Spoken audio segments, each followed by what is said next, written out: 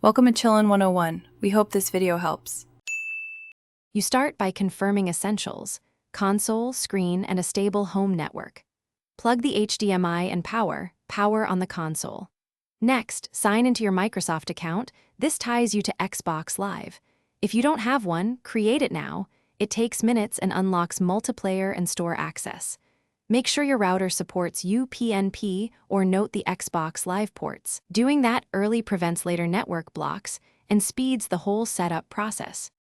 Once signed in, connect the console to your router via Ethernet for best latency, or join Wi-Fi.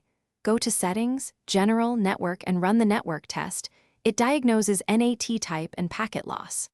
Sign into your Xbox profile and adjust privacy to allow online play and communications, since strict settings can block multiplayer. If you need multiplayer, redeem a code or buy Xbox Live Gold or Game Pass. That authorizes online services and stores, so you can join games immediately. To finish, run the Xbox Live connection test.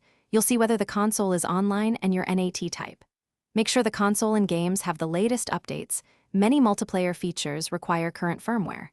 If NAT is strict or connection fails, reboot the router and console first.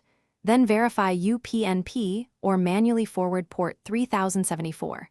If problems persist, check your ISP restrictions and contact support. This one troubleshooting step: restart network gear, resolves most common Xbox Live access issues. Thanks for watching. Consider subscribing if we helped you.